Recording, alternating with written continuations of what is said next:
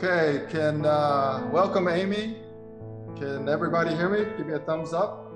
Okay, so our keynote speaker today is Julia, and I'm going to do a quick introduction. I think there's been about 20 people who RSVP, so people may be coming in late. I'm going to go ahead and get started with my introduction, and then as soon as I'm finished with my short introduction, we're going to hand the microphone and the PowerPoint over to Julia, and she's going to do a quick keynote, and then it's basically going to be an open discussion. We want to talk about selling to Chinese consumers and what platforms and strategies can we use, and also learn some of the lessons from Julia and her partners. All right, so okay, so this is a One China Business Forum Meetup event. This meetup was originally started, and I'm admitting people as we go. So if I interrupt, it's because I'm admitting somebody who's just joined. Okay, so this used to be offline, over 200 events in Shanghai, but now everything has kind of gone virtual. And so the mission of the group has actually changed. The goal really now is so we can learn, connect, engage, and share with each other. And I want to welcome Alberto. He was the guest speaker from our last event, and we'll look forward to hearing from him as soon as we get into the open discussions. Always a quick disclaimer that these events are being recorded because a lot of people who RSVP can't actually join the event, so they wait for the event on replay. The caveat is we only replay the keynote portion. None of the open discussions will be replayed to preserve everybody's kind of privacy and anonymity or whatever. Okay, so to get into kind of the right mood for this event, I'm going to play this quick little video that was on Douyin just yesterday. Douyin is the equivalent to TikTok, okay? And I want to play this short video so you can kind of get in the frame of mind of what we're going to be talking about today.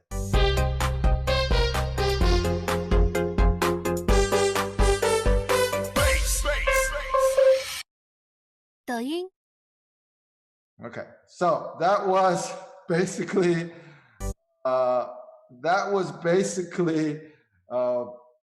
the largest e-commerce event in the world, starting in China a couple days early, and packages already being packaged and shipped out. And you can see there's so many packages that they just use shovels and they just shovel them into a bag and they give them to delivery people and they start delivering. So that's just the magnitude and scale of the reason why we're even having this event and talking about these things.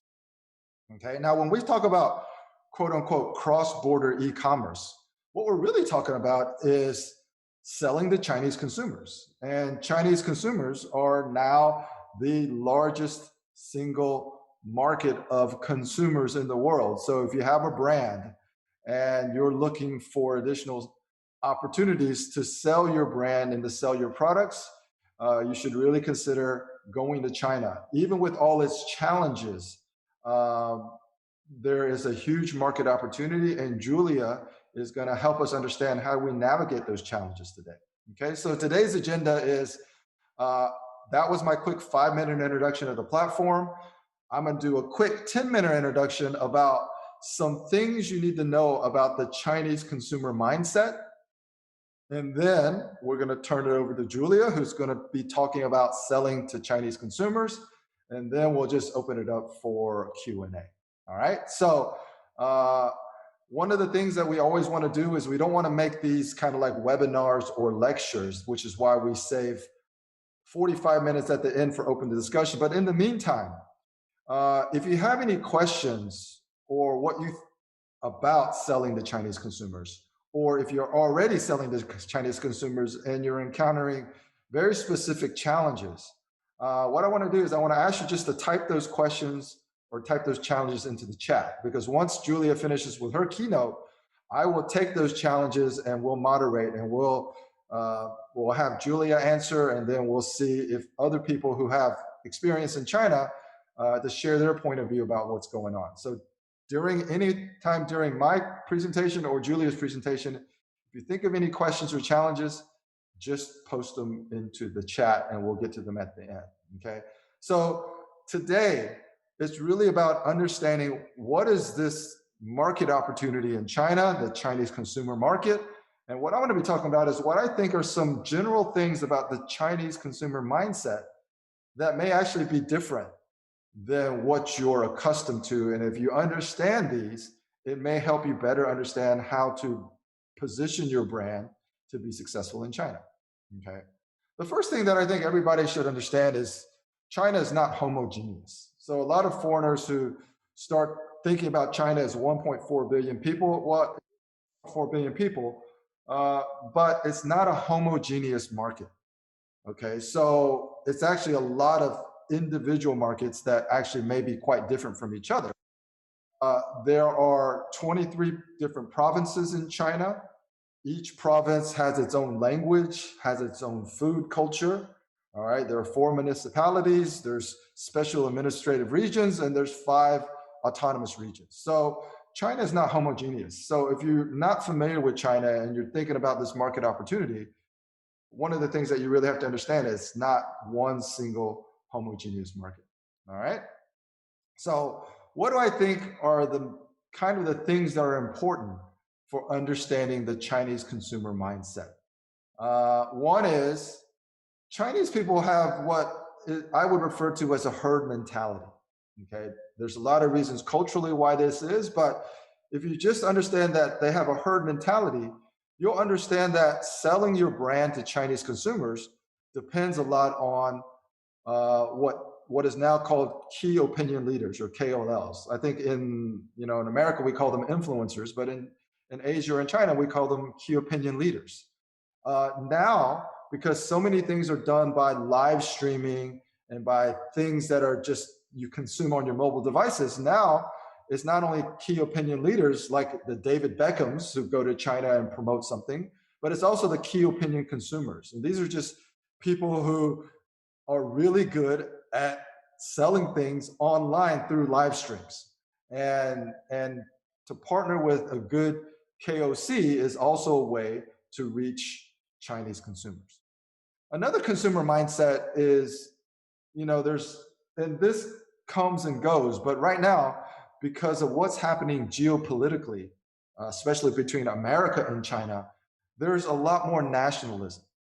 Okay, so if you are positioning your brand or marketing your brand in China, it's always important to keep in mind that marketing to Chinese nationalistic tendencies may be something positive. There's another thing that I think is really important. Sometimes people really, foreigners especially, don't really understand the implications, but political correctness is really important. So in America, there are certain things that you shouldn't say in public because it's quote unquote politically incorrect or politically dangerous. When you go to China, it's a very, very similar thing. And if you violate kind of Chinese political correctness, talk about the things that nationally Chinese government doesn't want you to talk about, well, you could face a backlash, ban, or even a blacklist. Okay, so for foreign brands going to China, you just have to be very mindful of certain sensitive topics to stay away from. And I'll give you an example. So last year, while the NBA was having some games in China before the season started, these was like pre-games. Daryl Morey, who's the general manager of the Houston Rockets, he sent out a tweet with these words: "Fight for freedom, stand with Hong Kong." And this is when LeBron James and the Lakers were getting ready to play the New Jersey Nets in Shanghai, one of the preseason games. And after Daryl Morey sent out this tweet, there was an immediate backlash. Okay, so what does that mean? That means immediately all of the NBA games in China that were televised were immediately canceled. Okay, all of the posters all over China advertising the start of the NBA season, immediately taken down. Okay, and all of the Chinese sponsors immediately suspended their relationship with the NBA. And during All-Star Weekend, Adam Silver, who's the NBA commissioner, said that this one tweet, which I would say violated Chinese political correctness, it was possible that the league could lose as much as $40 million in revenue because of the quote unquote strained relationship with China. Okay. And this was caused by a single tweet sent out by Daryl Morey, the general manager of the Houston Rockets. So this is an example. People may think freedom and democracy is important, especially if you live in the West. But if you want to be successful in China, there are certain topics that it's just highly recommended that you just stay away from, because it's not going to help you satisfy or sell to Chinese consumers, which is the goal. Okay, so what do Chinese value? I think it's universal to say that Chinese and anybody in the world, we value our own culture. Okay, so Chinese value their own habits, their own norms, and their own expectations. The key for foreign brands and foreign business people going to business in China is to really have greater cultural awareness of what those habits, norms, and expectations may or may not be. Chinese people also value something, I would say, more than their Western counterparts, and that is they value their emotions, which means they value their face. Okay, in Chinese we call it mianzi. So the giving and receiving of face is really how China business works. Okay, so if you disrespect China, which means you don't give China face, inadvertently, because you don't understand Chinese political correctness, that's how you experience a backlash. So it's very important to understand what Chinese people value, and they value their emotions and their face above all. So the reason a lot of these luxury brands from Europe, the Gucci's and the LVs and the Burberrys, the reason why they do so well in China is because it's a status symbol to wear these foreign brands that a lot of well-known international spokespeople might be using. Okay, so that's just something to keep in mind. Another thing that I think Chinese people value that I think is often overlooked is something that I call relativism. It means that Chinese people culturally, they like to compare themselves to others. So it's not about what I deserve, but it's about what other people have that I also want. Okay. And because of this cultural mentality that I want what somebody else has, or I want something that I don't have, this is the reason why key opinion leaders and key opinion consumers are such a powerful marketing force when you're trying to sell to Chinese consumers. Now, if you have a lot of experience doing business in China, you probably experienced a lot of contradictory things. So I always say China is a land of contradictions. If you're new to China and you're learning about China, you're going to experience a lot of contradictions of things that we say Chinese people prefer it or how they behave, and then suddenly you start to interact with them and you experience something completely different. So how does this apply to selling to Chinese consumers? Well, Chinese people will show strong support and distrust for local and national brands. Okay, so when Huawei first experienced, pressure and bans and tariffs from the United States, okay, Huawei phones in China actually sold like crazy, because this was Chinese people supporting their national brands. Okay, but if you talk to people in China, especially the people who are iPhone users, they may not now, but a few years ago, they would complain about the quality and the service of their local brands compared to foreign brands. Okay, so this is why it's a land of contradiction. They're going to show strong support for their local brands, but at the same time, they're going to distrust their local brands relative to foreign imports. Your key to success is to never criticize Chinese brands. Just focus on the value that you deliver and don't try to compare yourself to what Chinese brands don't deliver. All right, so this is, and again, the land of contradictions that you will experience. Now, regarding foreign brands, Chinese people will proactively seek out foreign brands But because they're foreign brands, they will also be very easily dissatisfied or even angry if something doesn't go right. So for example, if there's stories, you bought an iPhone and then you bought a knockoff charger and it burned your phone. Well, they don't blame the knockoff charger, they blame the phone, and they become very angry at Apple. All right. So they become very angry at the foreign brand, even though from the foreign brand's perspective, you cannot use non-Apple branded chargers and expect the phone to work properly. So the thing to keep in mind is that when you are selling to Chinese consumers, they're probably going to have higher expectations. A lot of times those expectations is going to be unreasonable, but that's just the nature of the beast. That's just something that you have to be prepared to deal with when you're doing business in China. Okay, so again, we're hosting these free events. We have guest speakers like Julia, and last time we had Alberto, and really we're just trying to have a conversation. And this is all for me because I'm writing a book called Solving the China Leadership Dilemma. And you can pre-order it on my website, which is my first name, middle initial, last name.com. I also have a lot of things that I've put out for you to consume, the do's and don'ts for winning negotiations in China. I also released the attitude and mindset adjust and condition worksheet. That's basically how do you actually translate the knowledge that you've acquired about China into actions and behaviors that actually delight the people that you're trying to work with in China. And this has now all been combined into a single document. It's about 20-something pages. I've also started to write my book because I've collected enough information and research, and I'm starting to just record portions of it that I'm sharing on my podcast. So the Solving the China Leadership Dilemma podcast, it's available on Apple Podcasts and SoundCloud. So if you're interested in learning more about my book, you can just go to these two channels from my website and you can listen to the introduction. It's not the final introduction, but it's just something that I started to put together to get more of my ideas out there. And the goal is I'm looking for feedback because I want to make the book more valuable.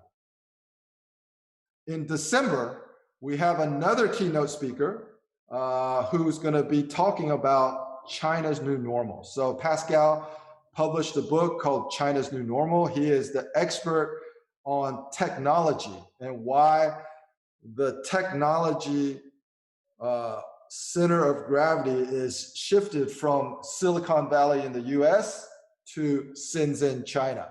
And if you are in the technology space, or you're a company that leverages technology, big data, AI, even blockchain to, for your operations, then really having a conversation with Pascal is going to be really valuable. So this is going to be, again, Pascal's going to do kind of like a 30-minute keynote about China's new normal. And then we will kind of have an open discussion about the mindset for working with Chinese technology companies and doing business in China in general. And without further ado, I think I stayed within my 10 minutes. We're going to turn it over to Julia. So I am going to stop my share screen. Again, if you have any questions or comments, please post them in the chat, and we'll get to those in the end. These events are always going to be at least 45 minutes of open Q&A discussion. So Julia, you can unmute yourself and share your screen. Okay. All right, so I can hear you. Can you see it? No. Not yet. Why isn't it working? Hello. Ah, here you go. Here it is. All right, perfect. Okay. So I'm going to mute myself. Oh, okay. Somebody else is coming in, and you just talk, and anybody who has any questions can just type them in the chat, and we'll get to them as soon as you are finished. Okay, great. Well, Gene, thank you very much for this great introduction, and it's always so interesting to see all these detailed information, and welcome everybody who is now joining this session. And I'm very happy that I'm allowed to share my knowledge and my experiences about the cross-border e-commerce I've been able to do in the last 7 years now. And I don't know, is anybody here in the audience that has already made some experiences with cross-border? Please, like Jean just said, just please note it in the chat, give us questions, whatever you would like to know. I would now just start my presentation, and yeah, I hope to get a very vital and fruitful discussion afterwards. So, well, just to start, why is cross-border e-commerce so attractive for foreign brands? First of all, I think it's actually something that will always win. In cross-border e-commerce, when you start to sell there, you will be able to reach out for a market size that is already very big, with 415 billion RMB were reached in 2019. And actually, for foreign brands, it's the easiest way to reach out to the Chinese customers in this very challenging market. Another thing which is very important when you are a brand owner, you should be very thoughtful about that a real product is being sold, or the real product is being sold in China. And not only you, but the Chinese customer as well is very, very, very much interested only to get the real product and not the fake product. And when we talk, for example, cross-border e-commerce on Tmall Global, only the real product is allowed to get a flagship store there. Otherwise, you will never be able to sell in the Tmall Global shop. So the expectations, what do you have in China, or what should I have? What should I be aware of when I want to go to China with my brand and with my products?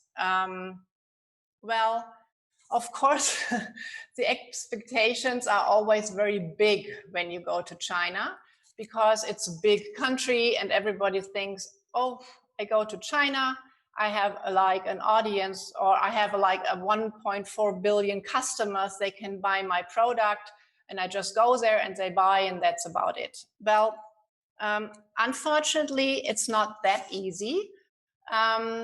There are quite a few things you really need to consider when you want to enter China. First of all is your product or your brand already very attractive to Chinese customers?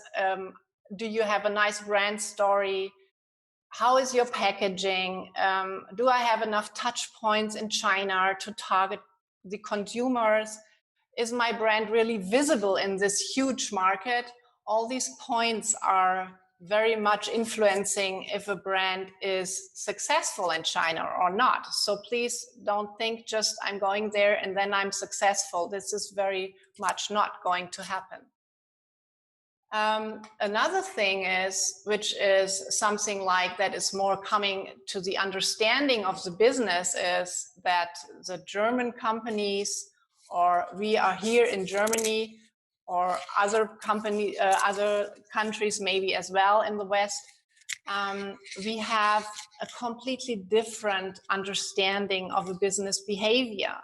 Especially here in Germany, we are structured. We need a lot of time sometimes to make a decision. When we have to change something, it's very hard for us. It's not like, oh yes, good, I change it within a second. It has to go sometimes through many, many hands until a decision is done. And what is, of course, very good is the structured people and the structured business behavior is very much goal-orientated. So on the other hand, we have China business behavior, which is more flexible. They try to test the market. It might be that they change things every day. So a no actually is not even possible in China. The word doesn't even exist. So there's always a possibility to find a solution. I think not only the product or the brand or things like this are important, but to be able and to be open to understand that the business behavior is just so much different as well is a very, very, very important point. And when you want to go to China, please do not expect that everything will be successful within a month or two. It will take time, as actually every single business is what that should get a success. You need patience. You need patience with the people. You need patience with yourself. You need patience with the whole market. You need patience with everything. And whenever something goes wrong, please do not give up. It's necessary to stand up again. And actually in China, everything can happen. I have had already so many experiences as well with people who went into the market and they had a completely wrong expectation about the business and about the business relationship. So they started a business with just saying, I just want to have a distributor and I just want to sell to them and they should take care of everything. They should build up the brand and so on and so on. But on the other hand, I want to be completely involved as well. I want to see how is the business developing, what marketing are they doing, and so on. So they wanted to have deep analysis and reflection of the brand building. But this is a wrong expectation that people will offer to you in China, because when you sell to them, they just sell the brand, or they don't even sell the brand, they sell the SKUs and they want to make the money, they want to drive sales, but they're not really keen on brand building. So the expectation here with just doing it the easy way, the simple way, is not so good. You should more think then about finding really good, trustful partners in China that are able to really and willing to understand your brand, that really want to build up the brand together with you. And then when this is coming together, the partner in China is understanding the brand, you understand more and more the business in China, then you will have more and more the control as well of what is happening with your brand in China and what are the steps that have been done or will be done in China. So this is something that is very, very important. So expectations in China should be very much deeply thought over so that you do not run into the complete wrong direction. Another thing is in the cross-border e-commerce, of course, there are many brands out there in China, and everybody wants to reach out to the customers. So how should I do this? How can I do this? Well, of course, there's no Facebook, there's no Google, nothing like that. So you should be aware that you will be visible on equivalent apps or websites or search machines like Baidu or WeChat, or in China you do not Google, you Taobao. You are on Taobao, and then people are searching for brands there, and then they find the brand, and then when you are in the cross-border business, you have your Tmall global shop, and they are trustful then, and they see, okay, it's the right product, I can buy it because it's not a fake. So very, very important is that you really have to think about that point when the customer will find the true moment of the interest in your brand. So the story behind it, when does the customer really reflect on it? How does he like the brand? And don't please do it because you think it's the right way to do it. Big brands like Dolce & Gabbana stepped into some very deep problems here as well. So you really should listen to the customers, to the market, to data as well. What is the data telling me? How do the customers like my brand? And then you can move on and develop the brand building in China. how do I attract the attention to the Chinese customers? Of course, all this, what I already said, is important, but the next very big thing, and this is something that came up this year very, very much, because due to COVID-19, the people were buying more and more products on the mobile phone. They already did a lot before, but they are doing even more in live streaming this year. I just got some numbers here. They will bring up 125 billion US dollars this year, and last year, just to compare a little bit, it was $63 billion. So you see, it's tremendous, the market, and it's a really great way, the live streaming, to use to do brand building. Of course, when you do brand building, I'm very happy. I have great partners over there, and we participated in the Double 11 today as well. So it was a very exciting day for everybody of us. Of course, you have to check out who is the best KOL for me, or who is the best KOC for me.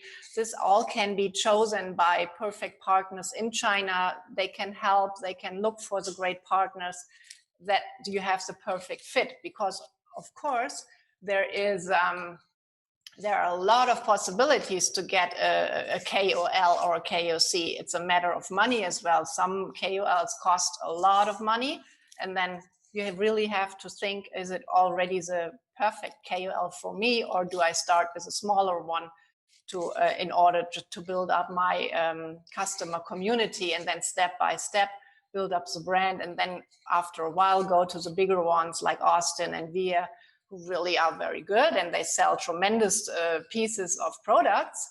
But of course, they cost a lot of money as well. And yeah, this has to be a little bit in a relation, that you do not run into a disaster here, or you meet the wrong expectations as well.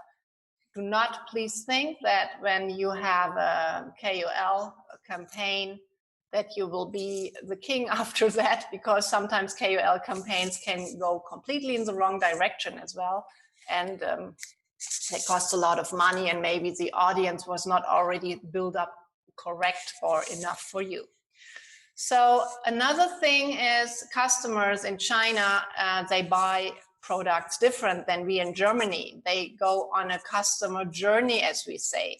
And here I found some nice data. Maybe you know this Kung Fu data. They have very nice explanations once in all the time, actually. And they show very good how Chinese customers work and what journey they take. And actually, people here in this example, they go to Douyin, they look for products, they look for brands, and then after that, they go into a chat with friends as well, or with the merchant who is selling the products. So they want really close customers relationship, and they want to get their answers on the questions very fast. And then when they have made all these tests, and they checked out the product, here it was Douyin. Douyin is the Chinese version of TikTok. This platform is integrated to Alibaba as well. Then they go, then on this platform already pops up a little, how do you say that? A little picture or something like that. And then you can go directly to the product, and directly on Alibaba, you can buy the product and you can pay with Alipay. So, sorry. The whole customer journey is in one thing, and the customer does not have to leave something. It all fits together. He is always well informed about everything. If the customer is having a question, he's getting feedback within seconds. So it's, the whole journey of a customer is not like, oh, I search here and then maybe I go to the next website and I buy there.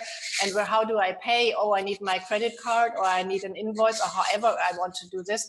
All this is done a lot easier in China, or than it is here, and in the cross-border business, of course, as well.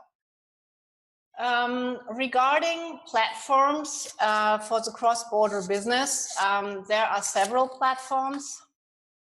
Of course, the biggest one we would have to mention here is the Alibaba or Tmall Global platform with a huge reach out for many customers.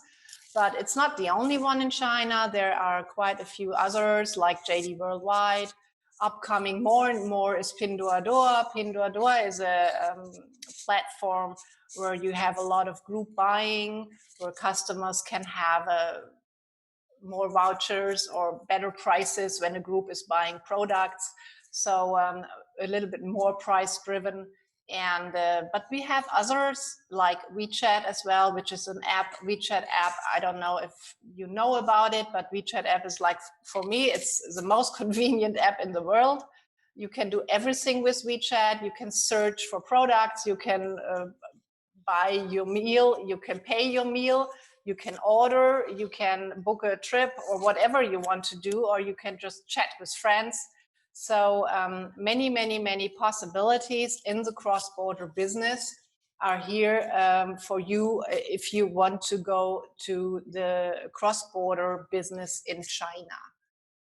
Yeah, actually, that was my presentation. I don't know if I'm still in time or I have some time left, but if you have questions or if there is something you would like to know, just please, we can go into the Q&A session now and we can talk about whatever you would like to know. So thank you, Julia. That was great overview. Can you stop your share screen now? Yeah, I will. And there are a couple people that I've never met before. So